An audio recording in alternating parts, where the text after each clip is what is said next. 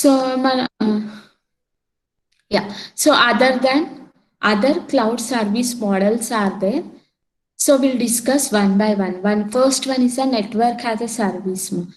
Its ability given to the end users to access the virtual network services that are provided by the service providers, right? End users are going to be accessing by virtual networks, and this service is provided by the service provider only. And this NAS we can call as a business model for delivering all the virtual network services over the internet based on paper use basics. Based on the paper use, it is going to be providing the services, right? And the third point is in on-premise data centers, the IT industry spends lot of money to buy a network, hardware, or the resources, right? To manage in-house networks, but cloud computing changes networking services into a utility-based services. So to purchase these all things, it will be a more cost. So simply this cloud computing changes that technology. Simply how much network we need, we can afford from this cloud computing, but based on that paper use, right? And here network architects create some virtual networks, virtual network interface cards, NIC, that simply we can say NICs, virtual routers, virtual switches, and other networking components they have created. Okay, so whenever they have created these all things means cost will be less and number of users can access to that and can utilize the services in this cloud computing. And additionally, it will be allowing the network architecture to deploy the customized routing protocols also.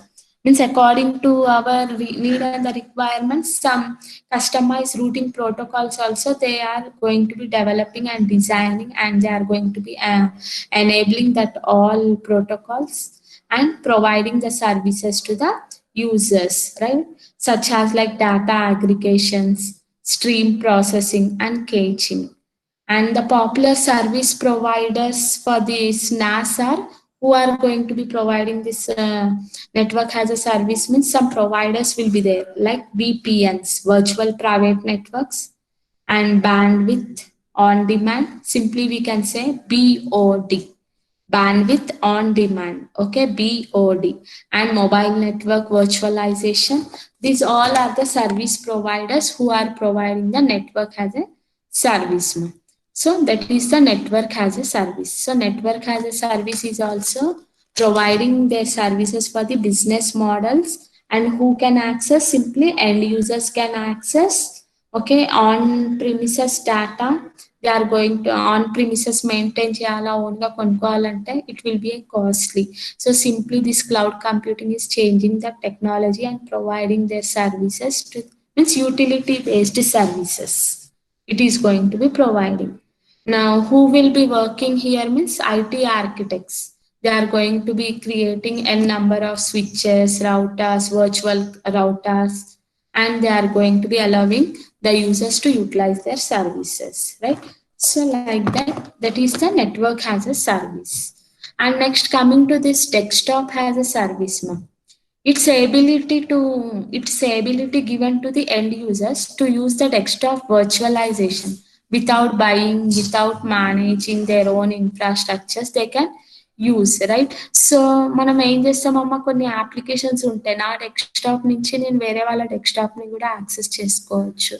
So that kind of a facility is also provided in this cloud computing, but everything will be based on the paper use, right? So cloud service delivery model in which service providers manage all back-end responsibilities. Here all the back-end responsibilities are going to be managed like data storage, backup, security, and upgrades, right? And the end users are responsible for managing their own desktop images, applications, security. నీ desktop ఎలా ఉండాలా, applications ఏం store చేసుకోవాలా, దాంట్లో నువ్వు ఏ security వేసుకుంటావు, అది నీ responsibility. But service providers' responsibility is different, like managing, storing, backup, security. These things have to be provided by this service provider, right? So accessing the virtual desktop provided by this desktop has a service providers. They are going to be providing. Provider is device location network independent. Whatever the devices or whatever the services we are accessing virtually from this desktop, we can access from, means it will be a device independent. We can access from any device. Okay, we can access from any locations and network. Everything will be independent. And this desktop has a services are simple to deploy and are highly secure and produce better experience on almost all devices, right? So that is the second one. Desktop has a service, right? And storage has a service. Whatever we are storing, that also here they are going to be maintaining its ability. Mainly, it's who are going to be storing my end users, right? So simply we can say that it's ability given to the end users to store the data on the storage services. And who will be providing the database? Here who will be providing? Service provider will be providing, right? So this storage has a service. It will be allowing all the end users to access the files at any time, any location, with any device from any place, right? So whatever I am storing the data in Gmail or Facebook, in Instagram or anywhere, so I can access with any devices. I can access at any time. It is not giving any conditions that you have to access in this time only, with this device only you have to access. Otherwise, we won't provide the service. Like that, conditions and limitations are not going to be provided by this storage as a service, right? So you can access at any time. And it is going to be providing virtual storage that is abstracted from the physical storage of any cloud data centers. And it is also providing a business model for that delivered as a utility, and it is providing the storage for the users on the rent basis also. For example, I said that Dropbox limit will be there, some 2 or 2.5 GB limit will be there. Once that limit has been filled, means the service provider will be providing some limit, means for this much storage you have to pay this much amount. For this many month, if I store your data, you have to pay this much amount, like that he will be providing, right? So, and commonly used as mainly the storage as a service. Why we are using this? For backup or efficient disaster recovery.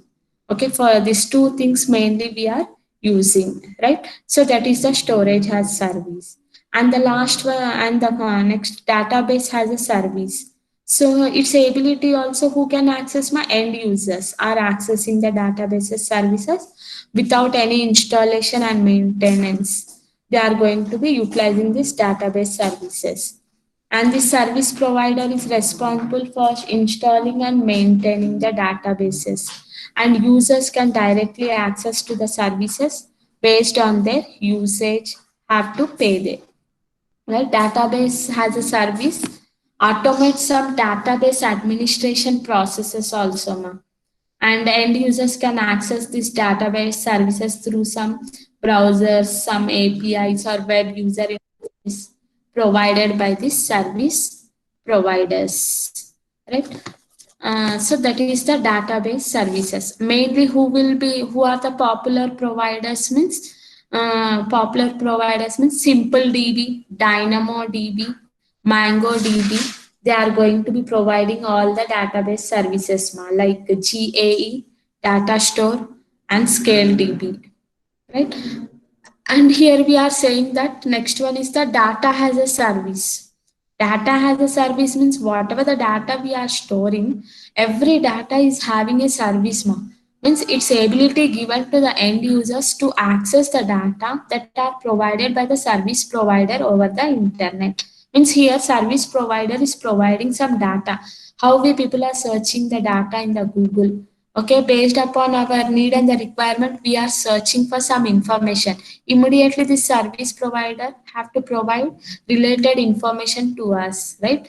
So, but we can access with the help of the internet. Who is providing this? Means service provider is providing. And this data as a service provides data on demand. Okay, whatever I am requesting, either for a text or images or musics or videos, whatever I am requesting for that, it have to provide the data, right? So data as a service is closely related to the other cloud service models, such as like SaaS, storage as a service, right? For them it is related, and data as a service can be easily integrated with this SaaS or storage as a service for providing the composite services. For these two, it can integrate easily and highly used in this geography data services and financial data services. Mainly, this data as a services we are going to be using in geography or in financial data, whatever the data is there, we are going to be utilizing their services. So, the main advantage of this data as a service is agility, cost effectiveness, and data quality will be there. Okay, that is the data as a service. And next is security as a service. So its ability also given to the end users to access the secure services provided by whom? Service provider. Based on the pay-per use basics, it have to provide all its services to the user. Whatever we are requesting or providing, and we are utilizing the applications, everything have to be provided in security, right? So this security has a service providers integrates their security services to the benefit users only. Okay, for users benefits only it will be integrating, and it is going to be including like some authentications and providing the antivirus and some anti animations and spyware, some intrusion detection, some security events and managements will be there, right?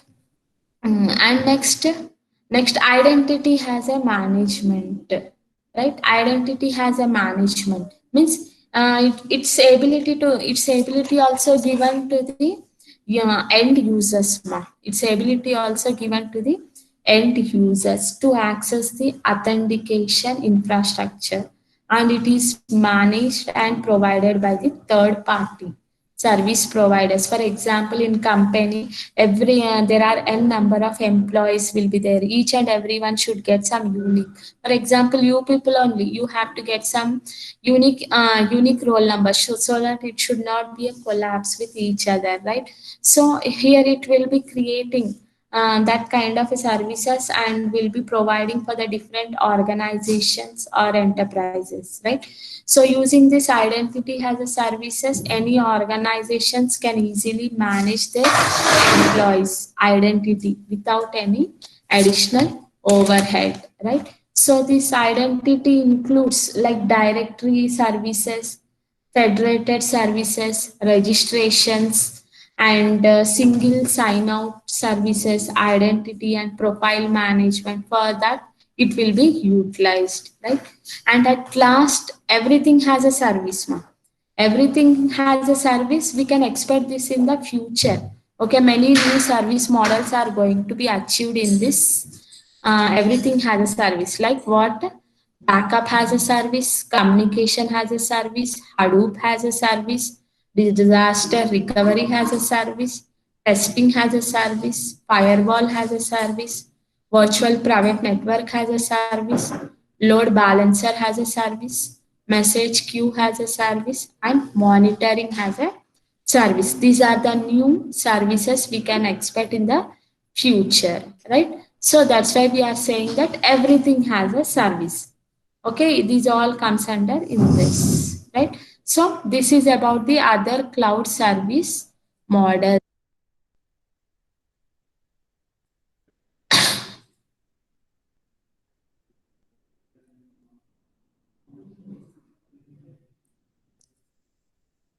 So this is our